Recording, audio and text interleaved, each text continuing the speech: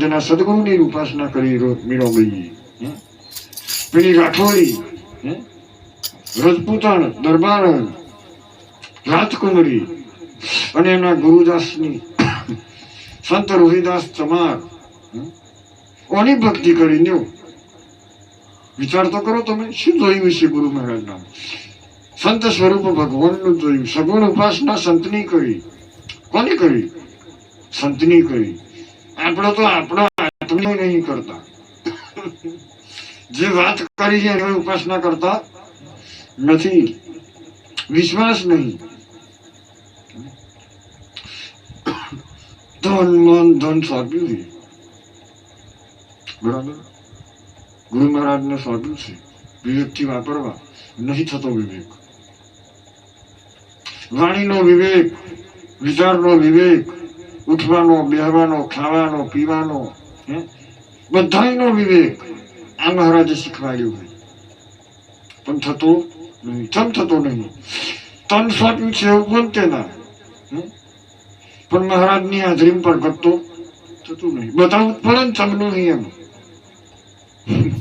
કે ક્યાંથી ગયું મન?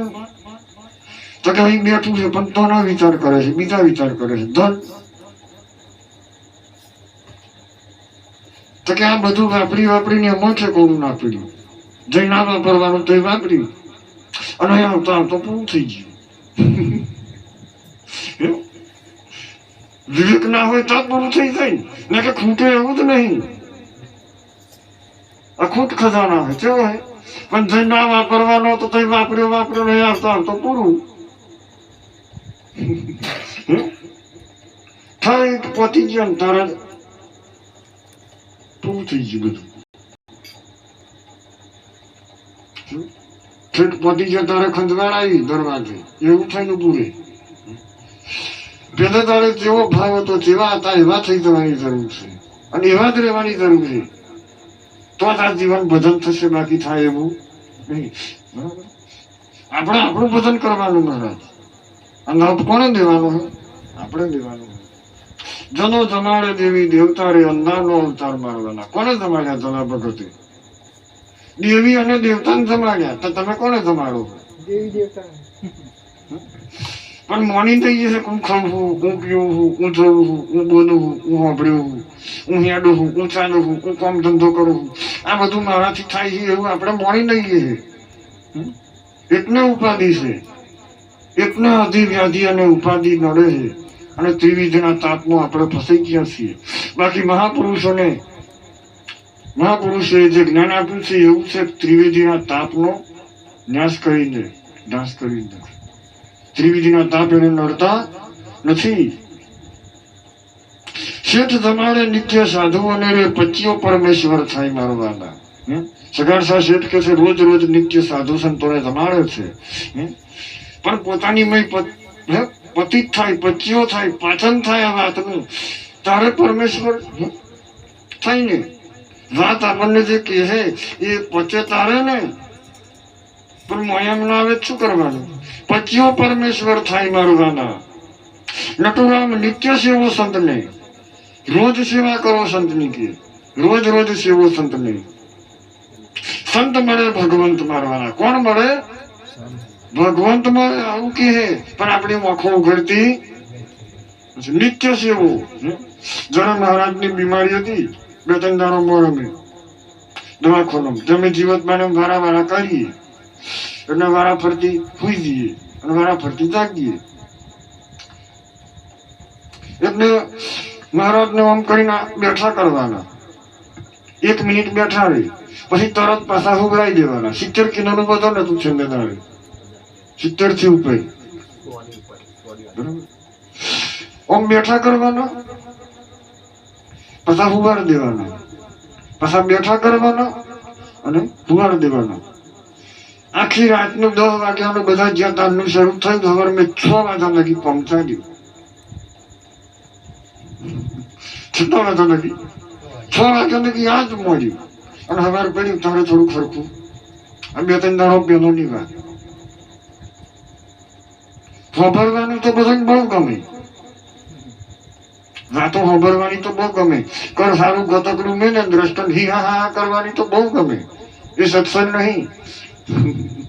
આ કરવા છતાંય જેનો અભાવ ન થાય, મહારાજ કે ખુઈ જા, મહારાજ કે ખુઈ જા. ના બાપજી હું ગઈ, હું ગઈ. બરાબર. સાંભળીને ખબર જોઈ તો બધા જતા રહે, પણ આ કરવાનું આ સેવા તારે આ જ્ઞાન પ્રાપ્ત થાય. પણ કરવાનું કશું નહીં, કરવાનું કશું નહીં. મહારાજ કશું કે ક્યાં કરવાનું અને ગમત આવે એવી વાત ખબરવાની કે એવું નહીં. એ તો ક્ષણિક છે, એ તો થોડીક વાર.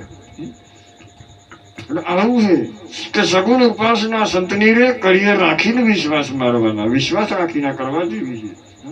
ચમ તકે સદગુરુ આપણને સાચા મળ્યા છે, આપણે જ નક્કી કર્યા છે ને.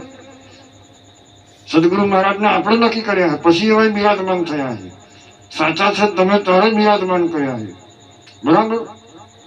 પૂછીને પગનો ભર્યો હોય, નક્કી કર્યા છે આપણે. બરાબર. અને પછી જો આપણને આ વાતની સમજણ ના પડે ને આપણે ફરી જઈએ તો પછી કેવા કહેવાય, વાત બોલીને ફગી જાય એને. હા, તો પછી એમ જ ગણતરી થાય છે બધો ઉપદેશકારોની. અને રહેતા નહીં. આ છન્ના શ્વાસ નક્કીનું વચન નહીં. છેલ્લા શ્વાસ સુધીનું વચન છે રે. કયા શ્વાસ નક્કીનું? છેલ્લા. મહારાજે એમનો શ્વાસ રહ્યો, શ્વાસની મિલકત રહી, શ્વાસની પૂંજી રહી, ત્યાં સુધી એમનું વચન પૂરું કર્યું. હજુ આપણા તો બાકી. અને અત્યારે શ્વાસ પૂરા થઈ ગયા છતાં એમના નામનો મહિમા ચાલે છે. કોનાથી થાય છે આ બધું? અને આ બધો મહિમા વધશે કોનાથી? એના નામથી વધશે. એના નામથી આપણે બધા તરશું, એના નામથી પથરા તરે, રામના નામથી પથરા તરે. બરાબર. પણ એ નામ સમજણ તો આવવું જોઈએ ને, એ નામ નક્કી થવું જોઈએ ને. એટલા ભજન કહ્યું છે, નક્કી કરીને નિજનો મને રે નોમે ઉતરાય ભવ પાર મારવા. અને નોમે છંદ કે નિવેડવા આવશે. આ વાત છે મહારાજ. પણ આ વિશ્વાસ જ નહીં. એટલો તો મહાપુરુષોનું નામ સાંભળી ના જાય. વિશ્વાસ હોય તો ને કહેવાની જરૂર ના આવે. તમે કહેવા તો કોઈ નહીં આવતા, એની ચિંતા નહીં કરવાની. કેમ કે તમે પરમાત્માની ભક્તિનો સંદેશો નહીં ચાલશો. બરાબર. પરમાત્માની તમારું જ્યાંથી પગનું પડ્યું અને આગળ વધ્યું એટલા યજ્ઞનું ફળ પ્રાપ્ત થાય છે.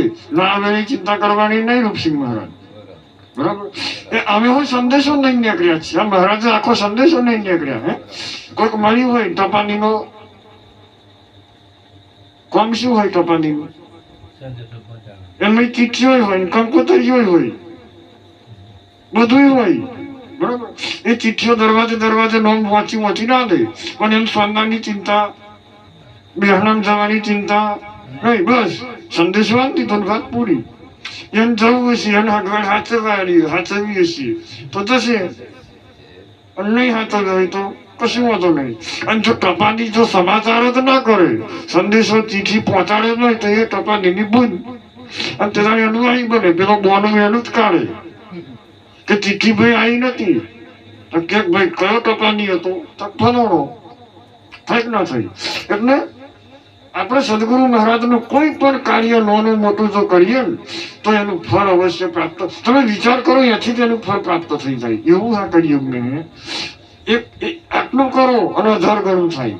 એક ગણાનું 1000 ગણું થાય. સતયુગ, દ્વાપર અને ત્રેતા. બરાબર. એમનું આટલું ફળ નતું બનતું. 1000 ગણું કરો ને ત્યારે 1 ગણું ફળ પ્રાપ્ત થતું. અત્યારે 1 ગણું કરો ને 1000 ગણું થાય. પણ અત્યારે એવી મતી થઈ ગઈ છે ને કે નિવાતું એનો નાભો જ નિવાતો નહીં. સદગુરુ સાચા મળ્યા તે જાણજો, શિસ્તો ભાડે બધે ભગવાન.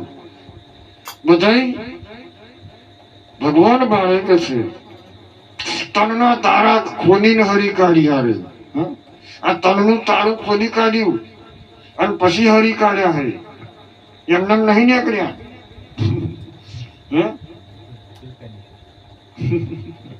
બરાબર. જેમ તેમ નાવ ઊભું થઈને નાહી જવાય કે પછી ના બેસી રહેવાય.